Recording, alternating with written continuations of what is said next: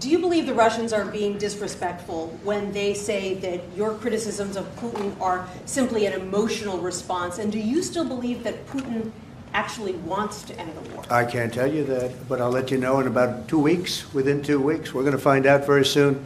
We're going to find out whether or not he's tapping us along or not. And if he is, we'll respond a little bit differently. But it'll take about a week and a half, 2 weeks. We have Mr. Witkoff is here, who's doing a phenomenal job, is dealing with them very strongly right now. They seem to want to do something, but until the document is signed, I can't tell you. Nobody can.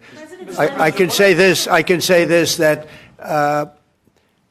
I'm very disappointed at what happened a couple of nights now, where people were killed in the middle of what you would call a negotiation. I'm very disappointed by that. Very, very disappointed. Yeah, please. Welcome back to Right View Nation, where we speak the truth loud, clear, and unapologetically. Today, we're breaking down President Trump's epic takedown of global hypocrisy, domestic betrayal, and the left's failed agenda, from Russia to Harvard to TikTok. If you thought Trump was backing down, think again. You know what separates President Trump from the rest of these weak-kneed globalists and warmongers? He actually wants peace. That's right.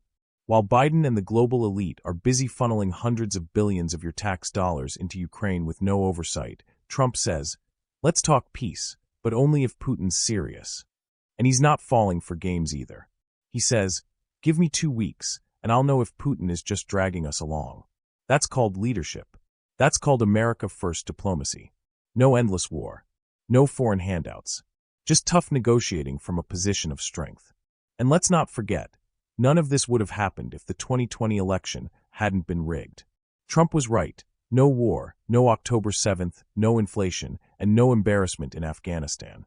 You can't argue with the facts. And while Biden lets the Middle East burn, Trump is quietly working behind the scenes, pushing for a real deal with Iran, one with inspections, enforcement, and strength. He said it loud and clear. I don't trust anyone. That's the attitude we need. He even had the guts to warn Netanyahu not to sabotage the talks. That's not weakness. That's strategic patience. Trump knows that if we can cut a real deal with Iran, we save lives without sacrificing a single American boot. And let's be honest, Iran was stone cold broke under Trump. They didn't have a dime to fund Hamas or Hezbollah. Biden gave them their allowance back. And look what happened. Bloodshed. Chaos. War. Trump.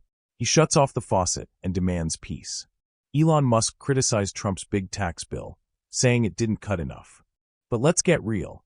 You need votes to get a bill through. And Trump's not about to let the radical Democrats hijack the economy with a 65% tax hike. We're talking about the largest tax cuts in American history. Relief for middle and low-income earners. Please. You've called for an end to the Gaza war. Given the growing humanitarian crisis and the decision of Prime Minister Netanyahu to expand the military operation, do you have any frustration with his handling of the situation of the war? No, we're dealing with the whole situation in Gaza. We're getting food to the people of Gaza. It's been a very nasty situation, very nasty fight.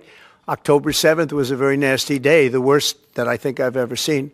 It was a horrible day, and people aren't going to forget that either. So we'll see how that all works out. And Steve, would you want to say a couple of words about Gaza, because you just have some information? Steve Witkoff, do you want to come up for a second? You might give him a little bit of information as to what's happening with Gaza and also Israel. We're having some very good talks with Iran. We'll find out whether that means anything, but we're having good talks. Congratulations. Well, hi everybody. I think that we are on the precipice of sending out a new term sheet that hopefully will be delivered later on today. The President is going to review it, and I have some very good feelings about getting to a long-term resolution, temporary ceasefire, and a long-term resolution, a peaceful resolution of that conflict. Mr. President, you said It's having to do with Iran. We're having very good talks with Mr. President, you said yesterday that Putin is playing with fire. What will be the consequences for Russia if Russia continues to Well, I'm not going to tell you exactly, but the words speak pretty loud. We're not happy about that situation. I think we're We're doing very well with Iran. I think we're doing very well with Gaza, but we are doing very well with Iran, and I think we're going to see something very sensible, because there are only two outcomes. You know what the two outcomes is: a smart outcome and there's a violent outcome, and I don't think anybody wants to see the second. But I think we've made a lot of progress, and we'll see. You know, they still have to agree to the final stages of a document, but I think you could be very well surprised what happens there, and it'll be a great thing for them. They could have a great country into the future. Yeah. Mr. President, Elon Musk in a television interview criticized the one big, beautiful bill, saying he was disappointed it didn't cut enough, essentially, that it undercut the DOGE efforts. What's your reaction to that? Well, the reaction's a lot of things. Number one, we have to get a lot of votes. We can't be cutting.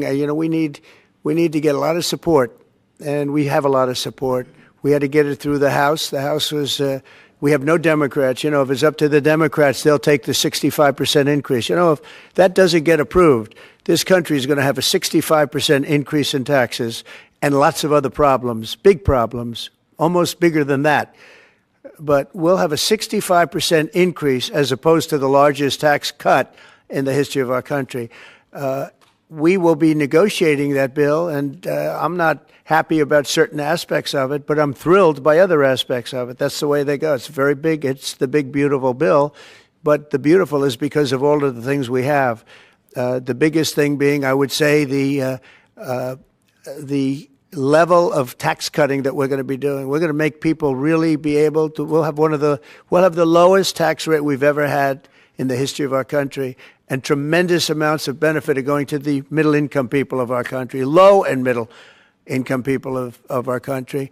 So we're going to see what happens, because the Senate, as you know, is negotiating with us, and they have to then go back to the House, and, you know, it's got a way to go. But I have to say, Speaker Johnson and Thune have done an incredible job. John Thune has done a fantastic job, and they're working together with me and others.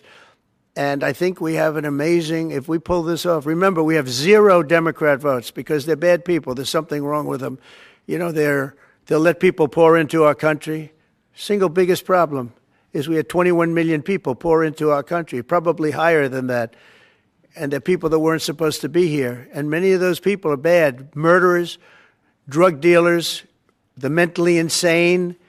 They were closing mental institutions all over the world, not South America, all over the world. They're coming into our country, and we're getting them out.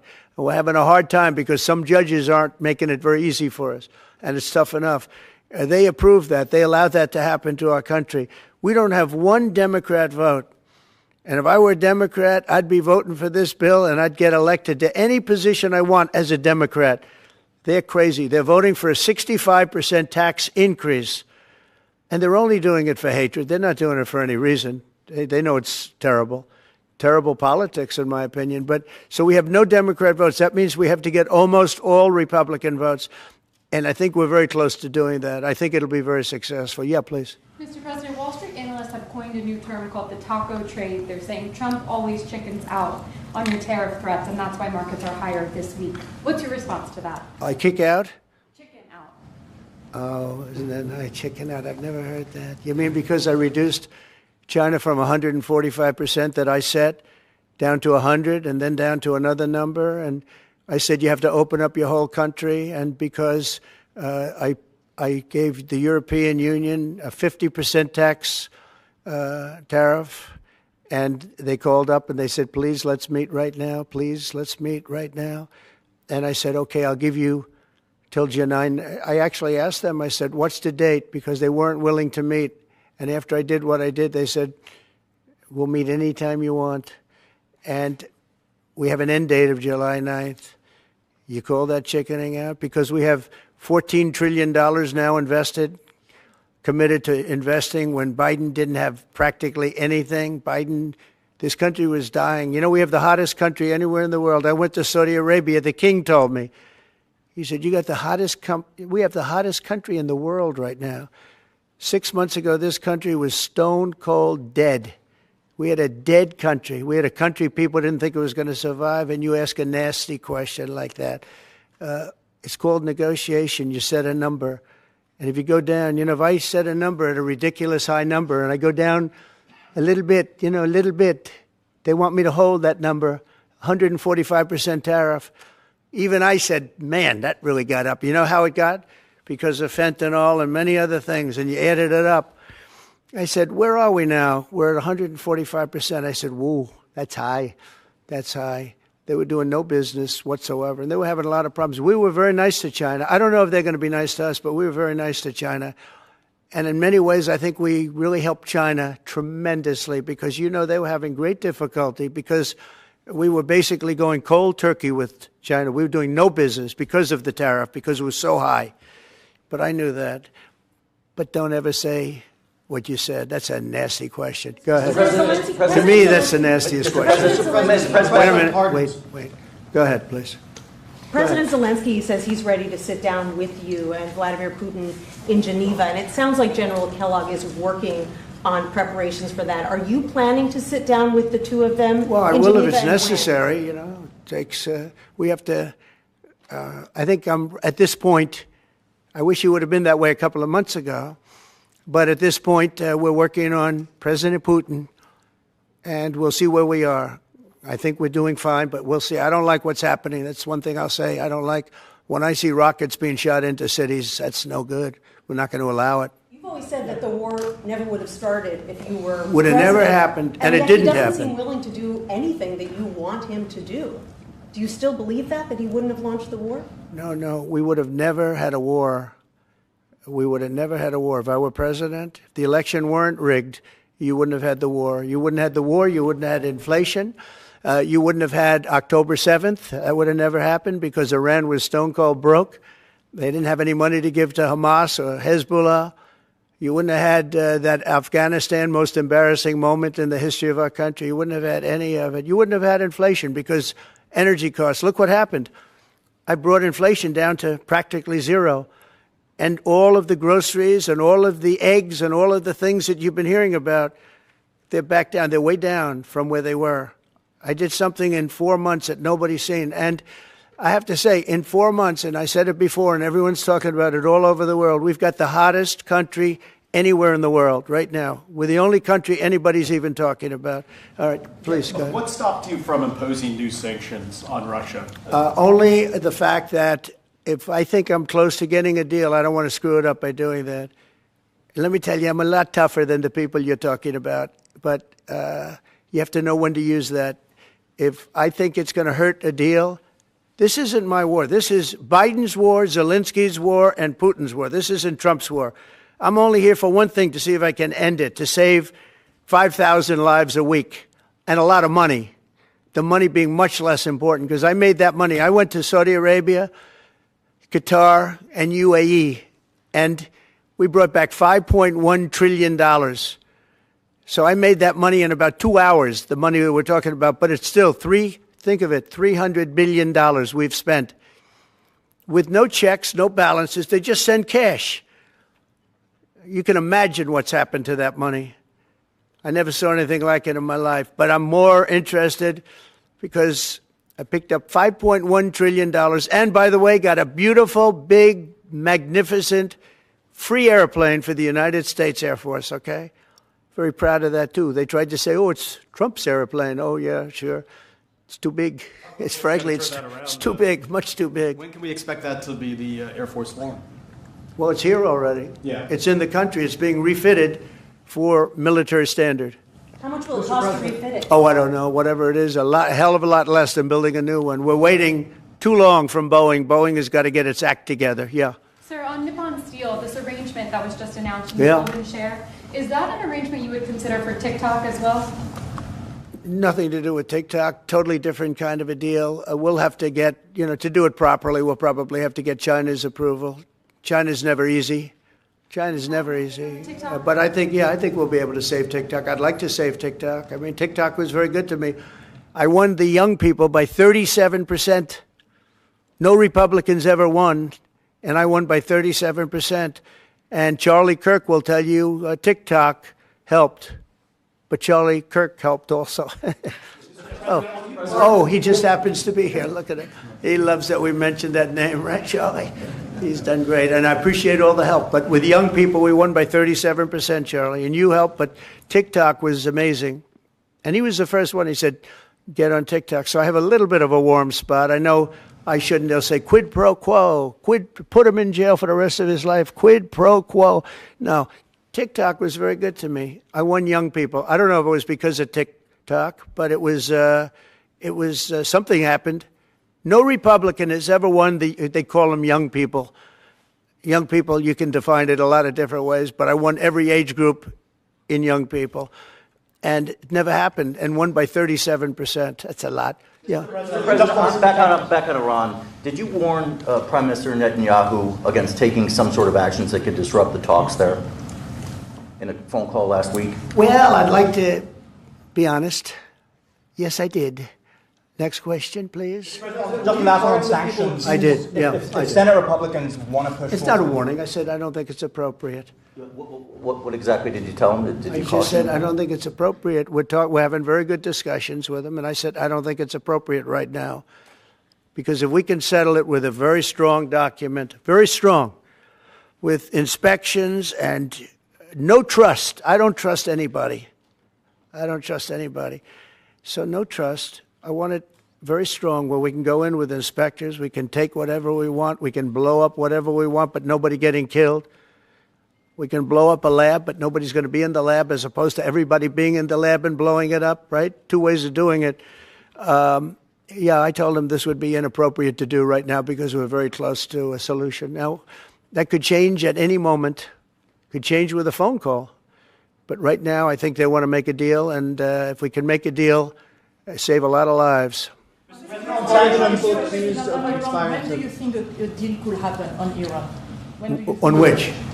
A deal with Iran could happen. When do you I don't know. I think over the next couple of weeks, if it happens. Yeah. And on the, when could the administration resume the interviews for foreign students' visa? When do you think your administration could resume these interviews? On what? For the foreign student visa. Yesterday there was... for the French visa? For the French too, but all the foreign students. Oh, for the foreign visas? What are you referring? Foreign visas for what? Are you talking about for colleges? Okay, so you're off of Israel. Now you're talking about colleges, right? Yes, now. Okay.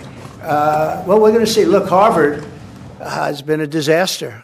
They've taken $5 billion plus. $5 billion. Nobody knew that they were making this kind. If we didn't do this, we would have never found this out, Pam. They're taking $5 billion. And I'd rather see that money go to trade schools. And by the way, they're totally anti-Semitic at Harvard, as you know, and some other colleges, too, in all fairness to them. And it's been exposed, very exposed. And I think they're dealing very badly. Every time they fight, they lose another $250 million. Yesterday, we found another $100 million. And they have, they have a fund, an endowment, $52 billion. All right? They get a lot of that from the United States. And I think it's ridiculous. I think everyone's coming up to me saying, we love the idea of trade schools. With that kind of money, and money from others, but money from them, you can have the best trade schools anywhere in the world. You give them to Iowa, Indiana, lots of good states, well-run states, and you give them the money. They can only be used for trade schools, and they'll teach people how to build motors and cars and AI. The AI, we're building plants. We're building hundreds of billions of dollars worth of AI plants. Already started, many of them. We've never had a boom like we're having now. You're going to see it. There's never been anything like it. So we're up to about $14 trillion in investments. There's never been anything even close. You look at Biden, this guy, they had people leaving as opposed to investing. And they're doing it because of November 5th, and they're doing it because of the tariffs. The tariffs have been tremendous. I can promise you, and I have great respect for the people at the European Union, they wouldn't be over here today negotiating if I didn't put a 50% tariff on. The sad thing is now when I make a deal with them, it's something much more reasonable. They'll say, oh, he was chicken. That's so unbelievable. I usually have the opposite problem. They say, you're too tough. Mr. President, on Harvard, there were some Jewish students protesting on campus, yesterday. They said they don't want you making these huge cuts, cutting off student visas to Harvard in their name, because Well, they feel Harvard like it has makes to them show more us- of a target. Okay, Harvard has to show us their lists. They have foreign students. About 31% of their students are foreign-based, almost 31%. We want to know where those students come. Are they troublemakers? What countries do they come? And we're not going to, if somebody is coming from a certain country and they're 100% fine, which I hope most of them are, but many of them won't be, you're going to see some very radical people. They're taking people from areas of the world that are very radicalized, and we don't want them making trouble in our country. So I saw yesterday that in the middle of the UK, there was a nice young man. He wants to go back to school at Harvard, and he looked good to me, but I want to check his past. But we want to be able to see why, these countries aren't helping us. They're not investing in Harvard and all of we are.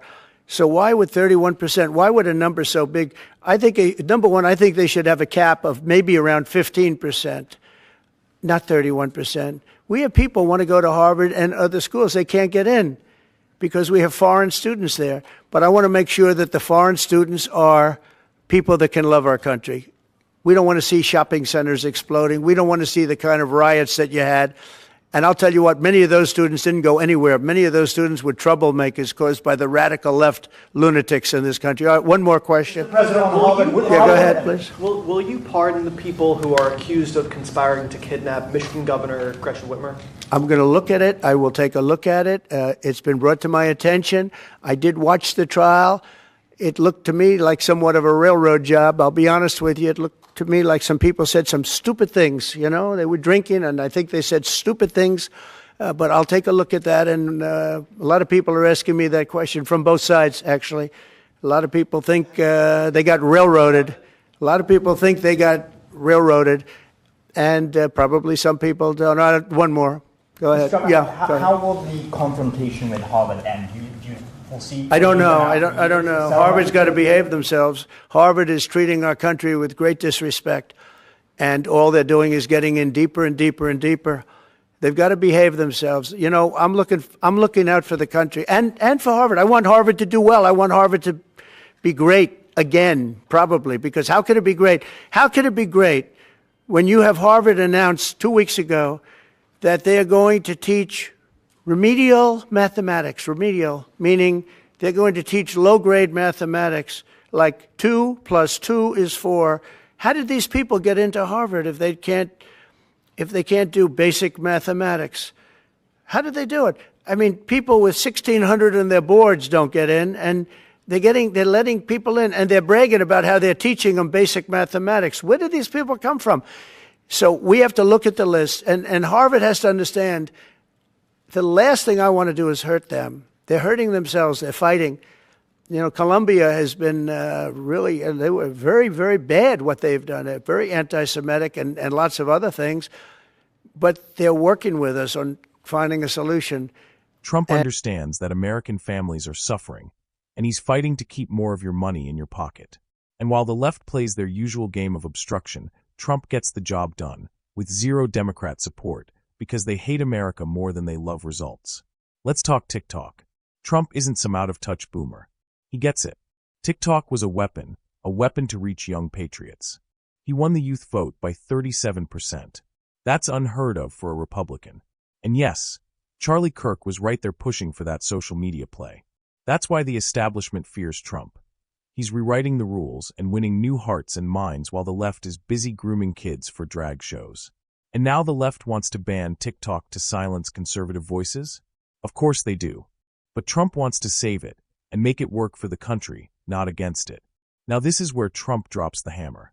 Harvard, the so-called elite, gets over $5 billion in U.S. funding, and what do? Turn around and spit on the American people. 31% of Harvard students are foreign nationals, many from radicalized regions, and Trump wants to know, why are we letting these people in when our own kids can't get a seat? Even worse, Harvard is bragging about teaching remedial math. 2 + 2 is equal to 4 level stuff. How do you get into Harvard if you need math tutoring at grade school level? Trump's not afraid to say what we're all thinking. Trade schools matter more than gender studies at Ivy League indoctrination factories. Take that $5 billion and give it to Iowa, Indiana, places where Americans work and build. And when asked about the accused plotters in the Governor Whitmer case, Trump says he'll look into it. Why? Because even they might be victims of a corrupt DOJ that railroaded them. Not everyone who speaks out is a terrorist. Some are just patriots pushed too far by a system that hates them. Harvard, meanwhile, keeps poking the bear. Trump says it best. Harvard has to behave themselves. They're treating America with contempt. And every time they do, they lose another $250 million. Good. They deserve it. President Trump isn't just talking. He's exposing the rot, at home and abroad. From Iran to TikTok to the fake elite of Harvard, he's laying down the law and standing tall for America. While Biden hides behind handlers and globalist donors, Trump's out there, taking questions, giving answers, and putting America first. So let me ask you, America, are you ready to take back this country? Are you ready to see peace through strength? To end the woke madness and stand for our flag? Then hit that like button, subscribe to Right View Nation, and join the movement that refuses to be silenced. The war on truth is raging, and we're bringing the heat every single day. Right View Nation, unfiltered, unapologetic, unstoppable. Truth is our weapon, patriotism is our mission, and freedom is our goal. See you in the next video, Patriots. Stay loud, stay proud, and stay free.